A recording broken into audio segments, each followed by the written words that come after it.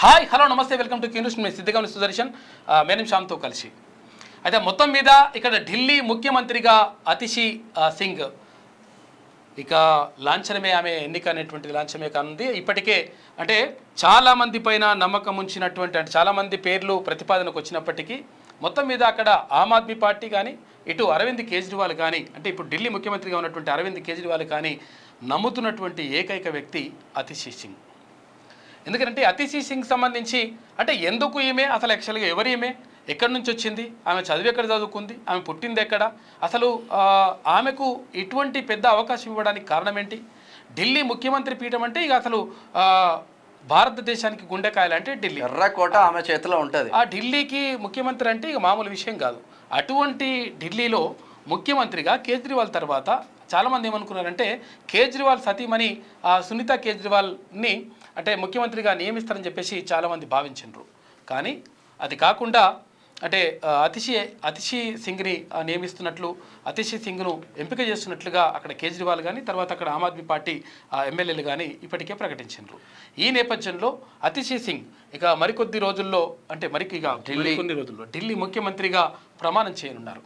అసలు నిజంగా ఈ అతిషి సింగ్ ఎవరు, ఆమె ఎక్కడి నుంచి వచ్చింది, ఆమె ఎక్కడ చదువుకున్నది, అసలు పరిస్థితి ఏంది, ఆమెకు తెలుగు వారితో ఏమైనా సంబంధం, ఏమైనా అనుబంధం ఏమైనా ఉన్నదా, తర్వాత ఆమె ఏ స్థాయి నుంచి వచ్చింది అని చెప్పి చూసుకుంటే ఆమె టీచర్గా పనిచేసింది.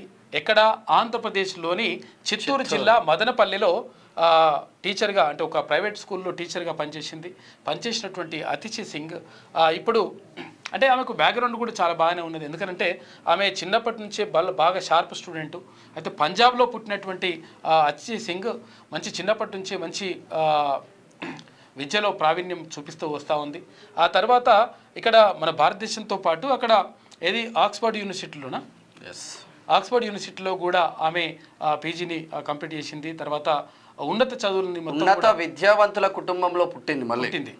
దీంతో మొత్తం కూడా ఇదే కాకుండా ఆమ్ ఆద్మీ పార్టీ భావజాలం నచ్చి ఆమె భర్తతో పాటు కలిసి ఇక్కడ ఆమ్ ఆద్మీ పార్టీ నాయకత్వంతో మాట్లాడింది. అప్పుడు అరవింద్ కేజ్రీవాల్ తోటి మాట్లాడిన తర్వాత అప్పుడు ఆ భావజాలం నచ్చినాక ఆ పార్టీలో జాయిన్ అయిన తర్వాత అక్కడ 2019లో జరిగినటువంటి పార్లమెంట్ ఎన్నికల్లో అక్కడ ఢిల్లీలో ఎంపీగా పోటీ చేసి అక్కడ నుంచి ఓడిపోయిన తర్వాత 2020లో జరిగినటువంటి అసెంబ్లీ ఎన్నికల్లో మళ్ళీ పోటీ చేసి గెలుపొందింది.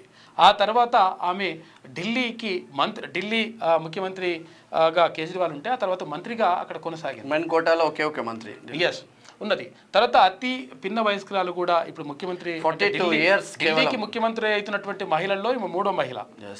ఈ గతంలోనే షీలా దీక్షిత్ ఉండే, ఆ తర్వాత సుష్మా స్వరాజ్ ఉండే, ఆ తర్వాత ఇప్పుడు అతిషి సింగ్.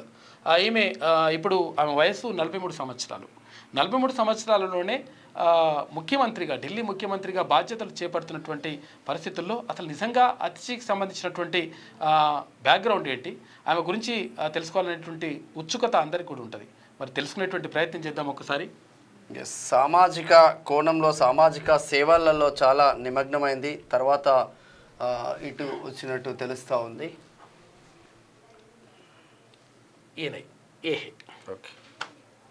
ఓకే, ఒక్కసారి అతిషి సింగ్ గురించి మనం తెలుసుకునే ప్రయత్నం అయితే చేద్దాం.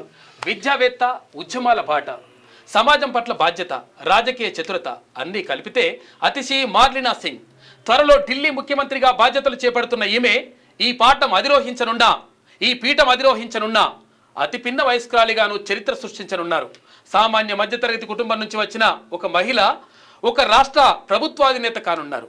ఈ ప్రస్థానంలో పూల వర్షాలే కాదు, పార్టీ కోసం కఠిన పరీక్షలు, సవాళ్లు అన్నిటినీ స్వీకరించారు అతిషి సింగ్. వాస్తవంగా ఏది ఊరికేనే ఢిల్లీ సీఎం ఊరికేనే రాదు. దాని వెనకాల ఎంతో కష్టం ఉంటుంది. దాని వెనకాల ఎన్నో సామాజిక కోణాలలో ఆమె ఆమ్ ఆద్మీ పార్టీలోకి రాకముందే అనేక సామాజిక కార్యక్రమంలో పాల్గొన్నది. ఆమ్ ఆద్మీ పార్టీ విధానాలు నచ్చి ఆమ్ ఆద్మీ పార్టీలో అటాచ్ అయిన తర్వాత ఎంపీగా పోటీ చేసింది, ఓడిపోయింది, ఎమ్మెల్యేగా పోటీ చేసింది, గెలిచింది, మినిస్టర్ అయింది. కష్టకాలాల్లో పార్టీకి కష్టకాలాల్లో పార్టీని కాపాడింది. ఢిల్లీ ప్రజల కోసం ఢిల్లీ ప్రజల నీళ్లు తాగడానికి కూడా నీళ్లు లేని పరిస్థితుల్లో కూడా కొట్లాడింది రోడ్ల మీదకి వచ్చి. తర్వాత తర్వాత ఇంకొకటి ఏంటంటే అసలు యాక్చువల్గా ఢిల్లీ ముఖ్యమంత్రిగా ఉన్నటువంటి అరవింద్ కేజ్రీవాల్ ఇక్కడ ఢిల్లీ మద్యం అంటే లిక్కర్ స్కామ్లో ఆయన జైలుకు వెళ్ళడం, అంతకుముందే అక్కడ మనీష్ సిసోడియా ఉప ముఖ్యమంత్రిగా ఉన్నటువంటి మనీష్ సిసోడియా కూడా అంతకుముందే జైలుకు వెళ్ళడం, తర్వాత ముఖ్యమంత్రిగా ఉన్నటువంటి కేజ్రీవాల్ జైలుకి వెళ్ళడం. ఇదే కేసులో తెలంగాణకు చెందినటువంటి ఎమ్మెల్సీ అంటే తెలంగాణ మాజీ ముఖ్యమంత్రి కేసీఆర్ కుమార్తె ఎమ్మెల్సీ కల్వకుంట్ల కవిత ఈ కేసులోనే జైలుకి వెళ్ళింది.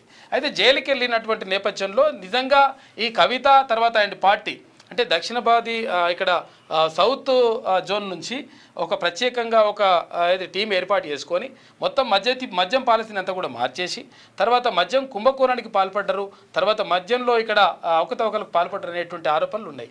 అయితే ఈ మద్యం పాలసీకి మొత్తం మార్చడంలో ఇదంతా కూడా కీలక పాత్ర పోషించింది కల్వకుంట్ల కవిత అనేటువంటి ఆరోపణలు కూడా ఉన్నాయి. అయితే ఈ నేపథ్యంలో ఈడీ, ఎన్ఫోర్స్మెంట్ డైరెక్టరేట్, తర్వాత ఇక్కడ సిబిఐ ఈ రెండు కూడా పూర్తి స్థాయిలో దర్యాప్తు చేపట్టినాయి. ఈ నేపథ్యంలోనే ఆ దర్యాప్తులో భాగంగా అక్కడ ఎమ్మెల్సీ కల్వకుంట్ల కవితను జైల్లో పెట్టినరు. 5.5 నెలల తర్వాత ఆమె బయటకు వచ్చింది. అంతకుముందే మనీష్ సిసోడియా, ఢిల్లీ ఉప ముఖ్యమంత్రిగా ఉన్నటువంటి మనీష్ సిసోడియాని జైల్లో వేసిండ్రు, తర్వాత ఆయన బయటకు వచ్చిండు.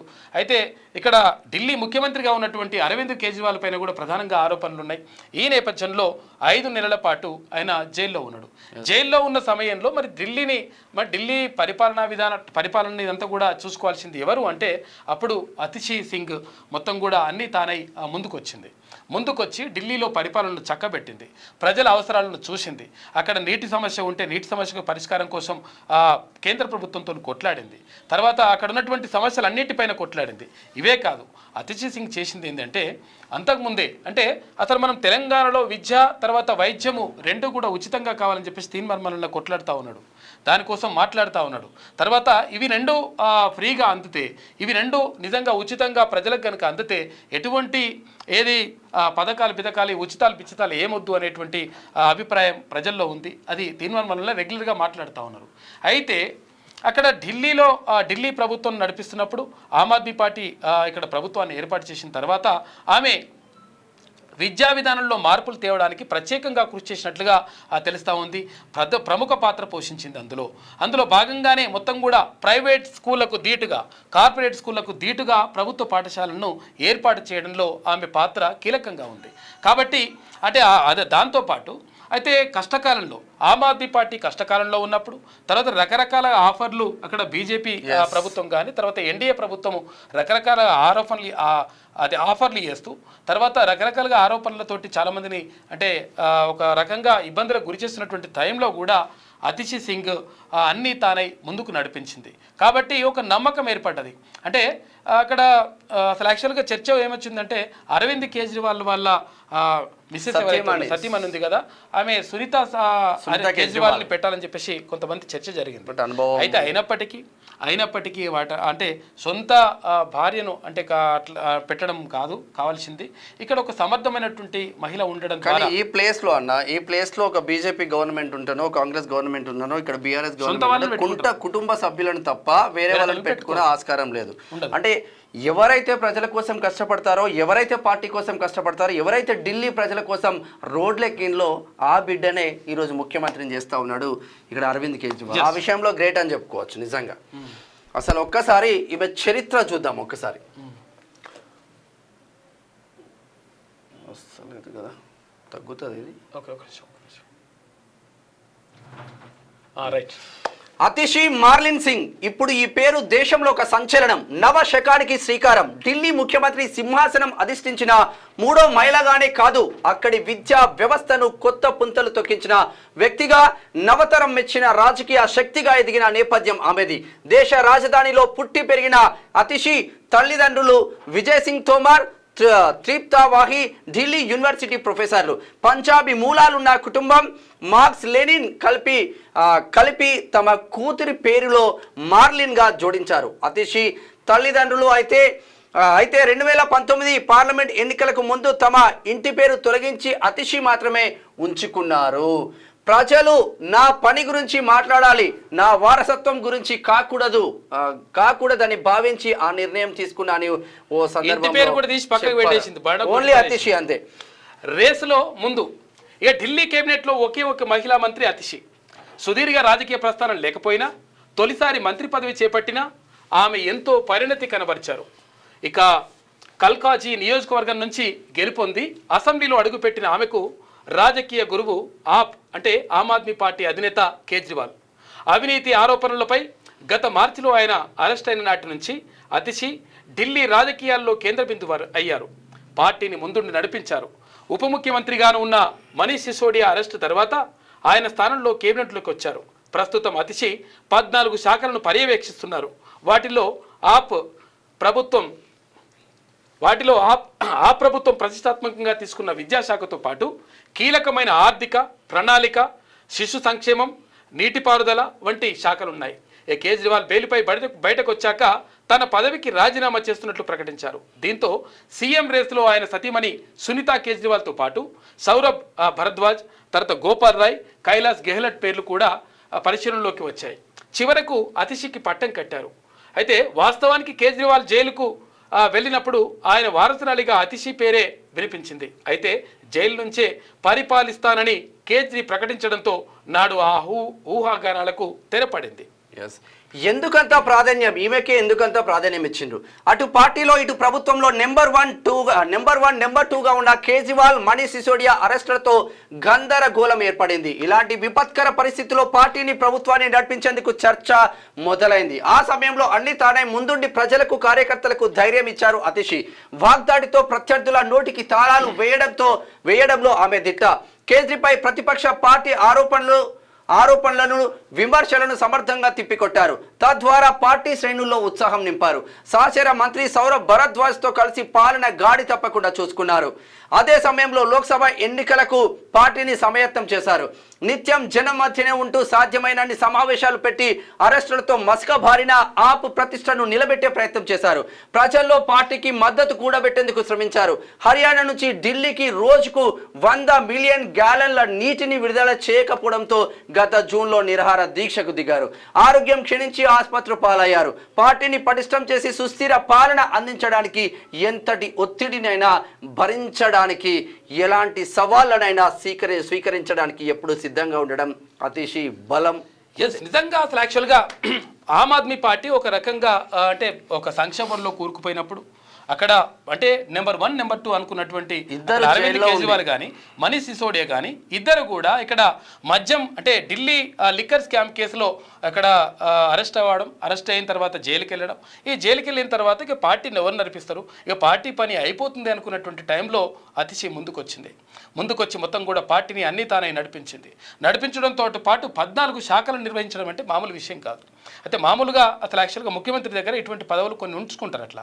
కానీ అతిషి అన్నిటినీ సమర్థంగా అంటే కీలకమైనటువంటి ఆర్థిక శాఖతో పాటు అక్కడ విద్యాశాఖను, అన్ని శాఖలను కూడా సమర్థంగా నిర్వహించి తర్వాత ఢిల్లీ ప్రజలకు కష్టాలు వచ్చినప్పుడు అక్కడ పక్కనున్నటువంటి రాష్ట్రాల నుంచి నీళ్లు రానప్పుడు ఆ నీళ్ల కోసం నిరాహార దీక్ష కూడా చేసింది అతిషి సింగ్.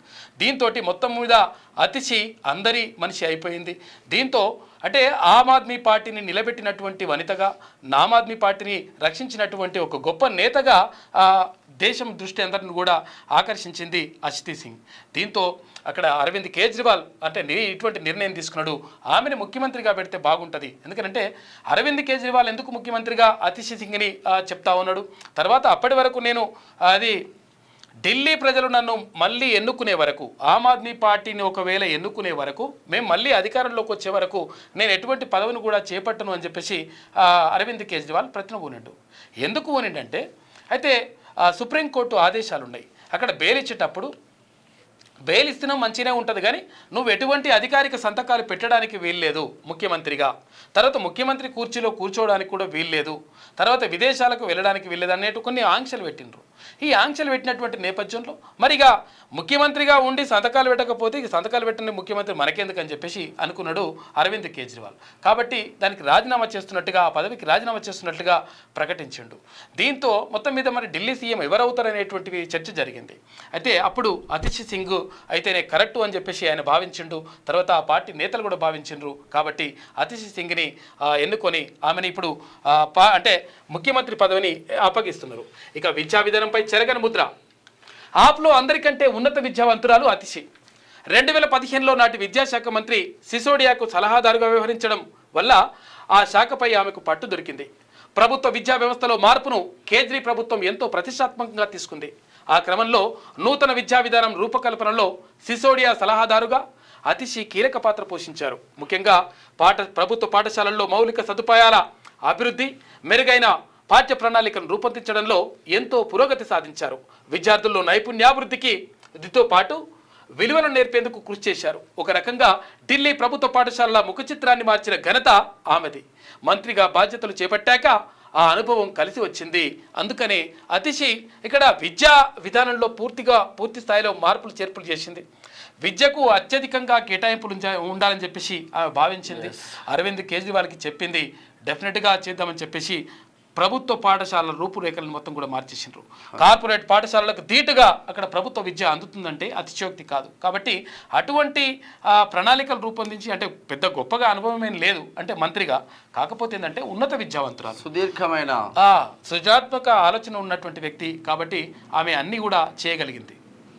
ఇది ఇట్లా ఉంటే 7 ఏళ్లు శ్రమించి అతిశి మొదటి నుంచి చదువులో టాప్. ఢిల్లీ స్ప్రింగ్ డేల్స్ స్కూల్లో ప్రాథమిక విద్యాభ్యాసం తర్వాత సెయింట్ స్టీఫెన్స్ కాలేజ్లో హిస్టరీలో డిగ్రీ 2001లో పూర్తి చేశారు. స్కాలర్షిప్ పై ఆక్స్ఫర్డ్ యూనివర్సిటీలో మాస్టర్స్ చదివారు. 2005లో రోడ్స్ స్కాలర్షిప్ ఆక్స్ఫర్డ్లోని మాగ్డాలిన్ కాలేజ్లో డబుల్ మాస్టర్స్ పట్టాబోతున్నారు. కావాల్సినన్ని అవి ఉన్నాయండి, మెరిట్స్ ఉన్నాయి.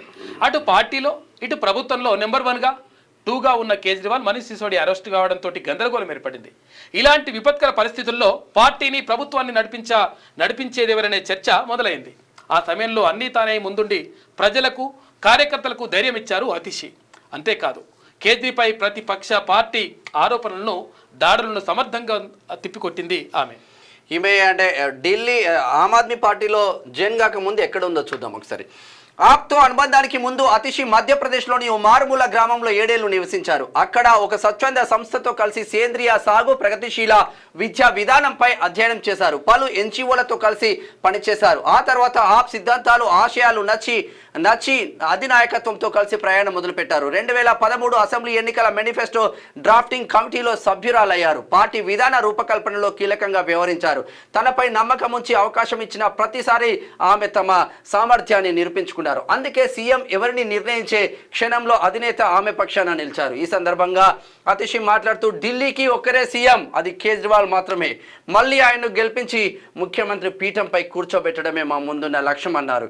ఏది ఏమైనా మరికొద్ది నెలల్లో ఢిల్లీ అసెంబ్లీ ఎన్నికలు జరగనున్న నేపథ్యంలో అతిశిపై అతిపెద్ద బాధ్యత పెట్టింది పార్టీ అని. అయితే అతిశి ఇప్పుడు ఇంతకు ముందు ఏం చేసింది? గతంలో అతిశి ఏంది అంటే అతిశి సింగ్ గతంలో ఈమె అంటే అక్కడ ఉన్నత విద్య పూర్తి చేసుకున్న తర్వాత ఇక్కడ ఆంధ్రప్రదేశ్లోని చిత్తూరు జిల్లా మదనపల్లిలో ఒక స్కూల్లో, చిత్తూరు జిల్లాలో ఉన్నటువంటి మదనపల్లిలో ఆమె స్కూల్లో అంటే అది పాఠాలు చెప్పింది, అంటే టీచర్గా పనిచేసింది. ఢిల్లీ ముఖ్యమంత్రి స్థానానికి అరవింద్ కేజ్రీవాల్ రాజీనామా చేశారు. అయితే ఇట్లా అయిపోయిన తర్వాత ఇప్పుడు ఆమె వచ్చేసింది. అతిశి అసలు పేరు అతిశి మార్లినా సింగ్, పంజాబీ రాజ్పుత్ల అమ్మాయి. పెరిగిందంతా ఢిల్లీలో. అమ్మా నాన్నలు ఇద్దరు ఢిల్లీ యూనివర్సిటీలో అధ్యాపకులు. హిస్టరీలో డిగ్రీ అందుకున్న అతిశి స్కాలర్షిప్తో ఆక్స్ఫర్డ్ యూనివర్సిటీలో మాస్టర్స్ పూర్తి చేశారు. ప్రతిష్టాత్మక రోడ్ స్కాలర్షిప్ని సాధించారు. చదువు పూర్తయ్యాక ఆంధ్రప్రదేశ్లోని రిషి వ్యాలీ స్కూల్లో టీచర్గా పనిచేశారు. ఆపై భోపాల్లో ప్రగతిశీల విద్యాబోధన, సేంద్రియ వ్యవసాయంపై పనిచేశారు. భర్త ప్రవీణ్ సింగ్ కూడా అతిశీలాగే సామాజిక కార్యకర్త. ఐఐఎంలో విద్యాభ్యాసం పూర్తి చేశారు ఆయన. వీరిద్దరూ కలిసి కమ్యూన్ అనే సంస్థను కూడా ప్రారంభించారు. భోపాల్లో ఉన్నప్పుడు కొన్ని ఎన్జిఓలతో కలిసి, ఇప్పటిదాకా మనం మాట్లాడుకున్న మధ్యప్రదేశ్ భోపాల్లో ఉన్నప్పుడు ఎన్జిఓలతో కలిసి ముందుకు వెళ్తున్న సమయంలో ఇక్కడ ఆమ్ ఆద్మీ పార్టీ విధానాలు నచ్చి తను మాత్రం ముందుకు వస్తున్నట్టు తెలిసింది. అతి పిన్న వయసులో అంటే అతి పిన్న వయసులో ఢిల్లీ ముఖ్యమంత్రి అవుతున్నటువంటి మహిళగా ఆమె ఇప్పుడు రికార్డు ఎక్కుతా ఉంది. తర్వాత ఢిల్లీ 3వ మహిళా ముఖ్యమంత్రిగా కూడా ఆమె ఇప్పుడు రికార్డులో అంటే చరిత్రలో ఎక్కడున్నారు. అయితే మొత్తం మీద అంటే అతిశికి సంబంధించి నిజంగా ఒక ఆలోచన విధానం, ఆలోచన విధానం కానీ ప్రజలపై ఉన్నటువంటి ఒక అంటే ప్రజలకు ఏం చేయాలనేటువంటి ఒక క్లియర్ కస్ట్ ఒక విధానం ఏదైతే ఉందో ఆ విధానాల రూపకల్పనలో కీలక పాత్ర పోషించింది అతిషి. అయితే ఆమె చేస్తున్నటువంటి విధానాలు, ఆమె చూపిస్తున్నటువంటి పార్టీ పట్ల ఉన్నటువంటి నిబద్ధత, ఎందుకంటే ఢిల్లీ ముఖ్యమంత్రి ఒకే ఒక్కరు ఉంటారు, ఆయన అరవింద్ కేజ్రీవాల్ మాత్రమే. కాబట్టి ఇప్పుడు నా బాధ్యత అంతా కూడా ఆయనను మళ్ళీ ముఖ్యమంత్రి పీఠం పైన కూర్చోబెట్టడమే అని చెప్పేసి అతిశి సగర్వంగా గట్టిగా నొక్కి వక్కారు. రాజకీయాలలో చాలా వరకు చూస్తా ఉన్నాం మనం. జార్ఖండ్ లో అవకాశవాద రాజకీయాలు జార్ఖండ్ లో అవకాశ రాజకీయాలు చూస్తా ఉన్నాం. అక్కడ ముఖ్యమంత్రి హేమంత్ సోరెన్ జైలుకు వెళ్ళిన తర్వాత వాళ్ళ బాబాయిని చంపైన్ సోరెన్ ను ముఖ్యమంత్రిగా పెడితే నా ముఖ్యమంత్రి నాకే కావాలి, నేనే ముఖ్యమంత్రి మళ్ళీ ఉండాలని చెప్పేసి అటువంటి చేస్తా ఉంటారు. కాకపోతే అంటే అతిశి అంటా ఉంది ఢిల్లీకి ఏకైక ముఖ్యమంత్రి ఉంటాడు ఆయన అరవింద్ కేజ్రీవాల్ మాత్రమే, ఆయనని మళ్ళీ ముఖ్యమంత్రి పీఠం మీద కూర్చోబెట్టడానికి నా సాయశక్తిలా ప్రయత్నం చేస్తా అని చెప్పేసి ఆమె చెప్పినట్టు. కష్టపడితే అవకాశాలు వస్తాయి, నమ్మకంతో పనిచేస్తే నిబద్ధత ఉండాలి, నిబద్ధతతో పనిచేస్తే అవకాశాలు వస్తాయి. నమ్మకం అనేటువంటి simple and sweet example Atishi Marlena Singh తీసేసి కేవలం అతిషి మాత్రమే. ఇది ఓవరాల్ గా ఉన్న ముచ్చట. క్యూ న్యూస్ ఛానల్లో పనిచేయటకు అనుభవం గల సీనియర్ వీడియో ఎడిటర్స్ కావాలను సంప్రదించవలసిన నెంబర్ 8688926084. qnews@gmail.com ను సంప్రదించండి.